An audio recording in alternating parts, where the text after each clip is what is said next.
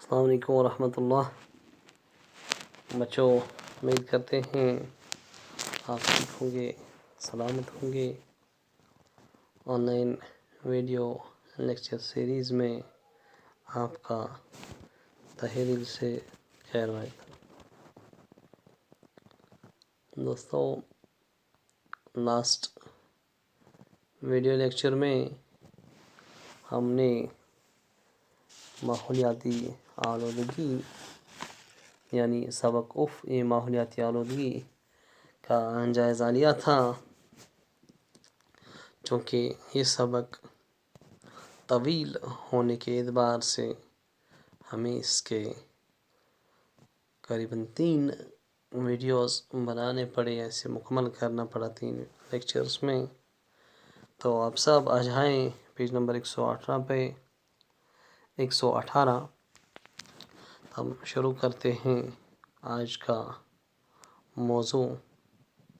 قبل اس کے کہ ہم آگے بڑھیں، تھوڑا آپ کو یاد دلا دوں کہ کس طرح سے پانی ہماری بنیادی ضرورت ہے، اور دوسری طرف مشینوں کے برمار کی وجہ سے اس کو غلیظ اور گندا کیا جا رہا ہے۔ انسان گھروں سے خارج ہونے والا فضلہ یا پھر کوڑا کرکٹ اسی پانی کی نظر کرتا ہے، جس کی وجہ سے یہ پانی پینے کے لائق نہیں رہتا۔ نتیجے کے بطور نئی نئی بیماریاں پھوٹ پڑنے کا اندیشہ رہتا ہے۔ آپ آ جائیں پیج نمبر 118 پہ۔ تو پہلا ہی پیراگراف، تھوڑا اس کی قرأت خوانی کریں گے تو آگے چل کر ہم اس کی وضاحت بھی کریں گے۔ ہوا، پانی اور خوراک ہر جاندار کی بنیادی ضرورت ہے، لیکن یہ سب آلودگی کا شکار ہیں۔ خوراک کو ہی لے لیجیے۔ اناج، سبزیوں اور پھلوں کی زیادہ پیداوار کے لیے کیمیاوی کھاد کا استعمال کیا جا رہا ہے۔ کیمیاوی کھاد کے ساتھ ساتھ کیڑا مار دوائیوں کا چھڑکاؤ بھی کیا جاتا ہے۔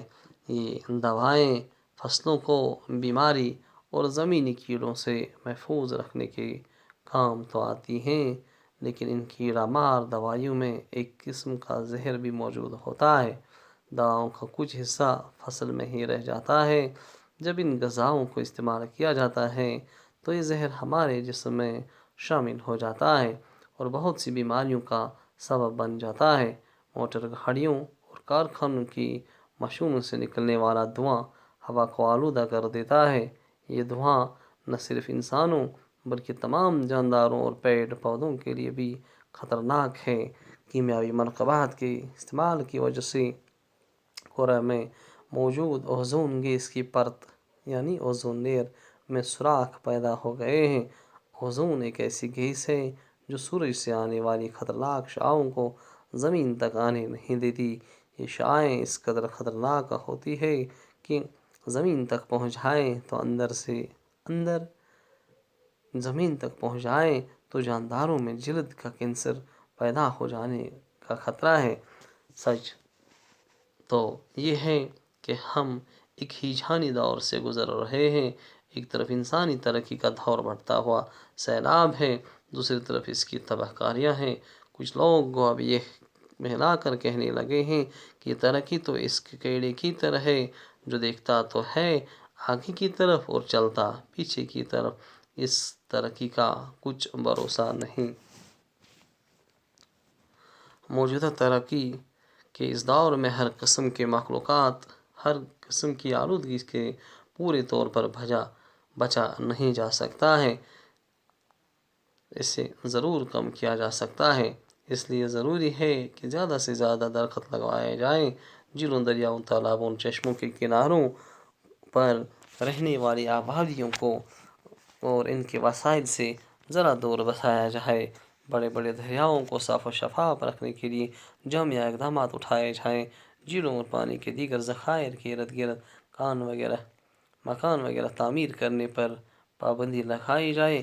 کارخانوں سے نکالنے والا غلیظ مادوں کو کیمیاوی طریقے سے ٹھکانے لگا دیا جائے، تو زیادہ سے زیادہ موٹر گاڑیوں میں LPG یا CNG کے استعمال کو یقینی بنایا جائے، ایٹمی تجربات پر پوری طرح پابندی لگائے جائے، شور و گل سے جہاں تک ممکن ہو بچا جائے۔ ایسے اقدامات کے بعد ہی ہم کافی حد تک آلودگی سے اپنا دامن بچا سکتے ہیں۔ غرض کہ ہوا اور پانی جو ہے یہ انسان کی بنیادی ضرورتوں میں سے ہے، لیکن اگر یہی ہوا اور یہی پانی آلودہ ہو جائے تو ہم خود سمجھ سکتے ہیں کہ ہمارے لیے کون سی بڑی مصیبت وارد ہونے والی ہے۔ آپ خوراک کو لے لیجئے، جیسے ہمارے خوراک کیا ہیں، اناج ہیں، سبزیاں ہیں، پھل ہیں، جو ہم روزمرہ کی زندگی میں استعمال کرتے ہیں، تو ان کی پیداوار کو بڑھانے کے لیے مختلف قسم کی کھاد جو ہے یا پھر کیمیائی دوائیں جو ہے ان کا استعمال کیا جاتا ہے، یا پھر سبزیوں پہ کیڑے مار دوائی جو ہے اس کا چھڑکاؤ بھی کیا جاتا ہے۔ یہ دوائیں جو ہیں اگرچہ ایک طرف ہماری فصل کو اس سے یعنی کہ کیڑوں سے، بیماریوں سے محفوظ تو رکھتے ہیں، لیکن دوسری طرف یہ بھی ایک طرف ترین حقیقت ہے کہ ان کیڑے مار دوائیوں میں ایک زہریلا قسم یعنی کہ زہر جیسا موجود ہوتا ہے، اور ہاں تو جب ہم ان کا چھڑکاؤ کرتے ہیں ان پودوں پہ تو کچھ حصہ اس زہر کا پودوں پہ موجود رہتا ہے، اور جب ہم ان غذاؤں کو، ان پھلوں کو استعمال کرتے ہیں تو یہی زہریلا یعنی کہ یہی زہریلا پن ان پہ، پودوں پہ یا پھلوں پہ رہتا ہے، اور ہاں جب ہم استعمال کرتے ہیں تو ہمارے جسم کے اندر چلا جاتا ہے، اور ہاں جب انسان کے جسم کے اندر یہ زہریلا اثر تو آہستہ آہستہ بڑھتا ہوا انسان کو مختلف قسم کی طرح طرح کی بیماریوں میں مبتلا کر دیتا ہے۔ آپ دیکھ لیجئے موٹر گاڑیاں اور کارخانے جو ہیں، ان مشینوں سے نکلنے والا دھواں، یہ اس دھوئیں کا کیا ہو جاتا ہے، یعنی جب بہت سارا دھواں ان سے نکلتا ہے اور یہ آکسیجن کے ساتھ یہ دھواں مل جاتا ہے، تو جب انسان اسے یعنی کہ سانس لیتے ہیں، آکسیجن لیتے ہیں، تو مختلف قسم کی بیماریوں میں انسان جو ہے مبتلا ہو جاتا ہے، اور ہاں اتنا ہی نہیں بلکہ یہ نہ صرف جانداروں کے لیے بلکہ ان پیڑ پودوں کے لیے بھی کسی مصیبت کا سبب بن ہی جاتا ہے۔ چنانچہ ہم دیکھتے ہیں اللہ تعالیٰ نے ایک نظام قدرت بنایا ہے، وہ یہ کہ سورج کی جو ہارمفل ریڈیشنز ہیں، یعنی کہ وہ ریڈیشنز، وہ شعاعیں جو انسانی جسم کے لیے یا انسانی کے لیے جو ہے جلد کے لیے مضر ہے، تو ان شعاعوں کو، ان ریڈیشنز کو روکنے کے لیے اوزون لیئر ہیں، اور ہاں یہاں اوزون لیئر جو ہے یہ ایک ایسی گیس ہوتی ہے بنیادی طور پر جو سورج سے آنے والی خطرناک شعاعوں کو زمین تک پہنچنے نہیں دیتی ہیں۔ یہ شعاعیں جو ہیں یہ اس حد تک خطرناک ثابت ہوتی ہے، یہ اس حد تک خطرناک ہوتی ہے کہ ان سے انسانی جسم کو جلد کینسر، یعنی کہ انسان کا جسم جو ہے جلد کینسر میں انسان مبتلا ہو جائے گا، ہو جا رہا ہے، یا پھر اس کو یعنی کہ جب یہ ریڈیشنز، ہارمفل ریڈیشن، خطرناک شعاعیں انسان تک زمین تک پہنچ جاتی ہیں تو ان کی وجہ سے جلد کا کینسر پیدا ہو جانے کا خطرہ ہوتا ہے، اور ہاں انسان پھر جاندار جو ہے زندہ نہیں رہ سکتا ہے۔ تو یہی وجہ ہے کہ آہستہ آہستہ جب تاپمان جو ہے بڑھ جاتا ہے، ٹمپریچر بڑھ جاتا ہے، اور اس کا سیدھا اثر یعنی کہ تاپمان کا ٹمپریچر بڑھ جانے ایک تو انسانوں پہ پڑ ہی جاتا ہے، ہمارے آبی ذخائر جو ہوتے ہیں یہ دن بدن سکڑتے چلے جا رہے ہیں، کم ہوتے چلے جا رہے ہیں۔ اسی طرح سے ہمارے یہاں جو پیڑ ہیں، جو پودے ہیں، تو ان کے گروتھ پہ یعنی کہ ان کے بڑھاؤ پہ بھی اس چیز کا اثر پڑتا ہے۔ تو نتیجے کے طور پر ایک طرف سے اگر ہم گزر رہے ہیں ایک ایسے دور سے جو ترقی یافتہ دور ہے، ترقی پذیر دور ہے، تو دوسری طرف ہم آگے بڑھنے کے بجائے پیچھے ہی چلے جاتے ہیں، کیونکہ ہمارے یہاں جو وسائل ہیں یہ یعنی کہ ہمارے یہاں جتنی بھی قدرتی وسائل ہیں تو ان کا ہم یعنی کہ بحیثیت ایک انسان صحیح استعمال نہیں کرتے ہیں۔ نتیجے کے طور پر ماحول آلودہ ہو جاتا ہے، اور جب انسان کے ارد گرد کا ماحول آلودہ ہو تو انسان بیماریوں سے دور نہیں رہ سکتا ہے، چاہے ہمارے جھیل ہیں، دریا ہیں، تالاب ہیں۔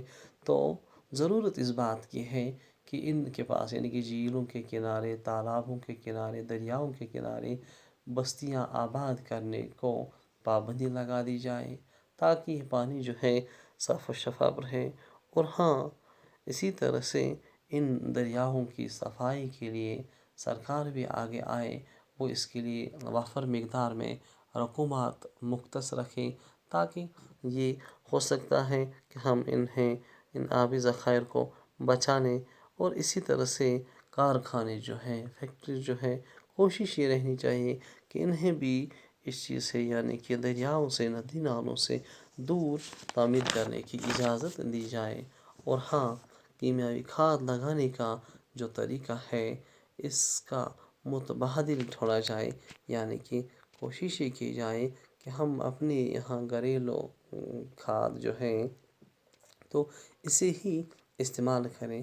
اور مختلف قسم کی جو گاڑیاں ہمارے یہاں چلتی دکھتی ہیں تو ان میں پیٹرول کے بجائے LPG سلنڈرز جو ہیں وہ لگا دیا جائے، یا پھر CNG پہ چلنے کی کوشش اگر کی جائے، یا پھر ایک نئی ٹیکنالوجی لائے، تاکہ ان گاڑیوں میں تو روایتی کول یا پھر پیٹرول وغیرہ جس طرح سے یعنی کہ جب ٹرین ابتدا میں ہوا کرتی تھی اس کو ایندھن کے بطور کول یہاں پہ جلا دیا جاتا تھا، یا پھر گاڑیاں جن میں پیٹرول یا پھر ڈیزل گاڑیاں جو ہمارے یہاں دستیاب ہوتی ہیں تو کوشش یہ کی جائے کہ تاکہ وہ LPG سلنڈر پہ ہی ان کا گزارا ہو سکے۔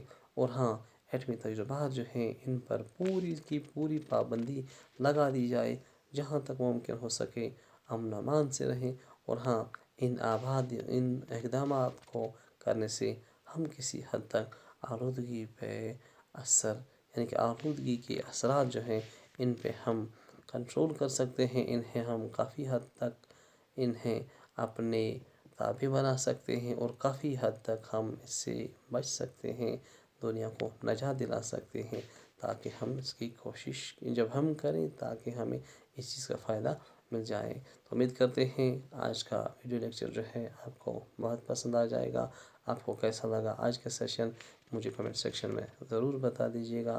آج کے اس ویڈیو لیکچر میں آپ سے ودا ہی چاہیں گے۔ اللہ حفظ و ناصر ہم سب کو ہو۔ السلام علیکم ورحمۃ اللہ۔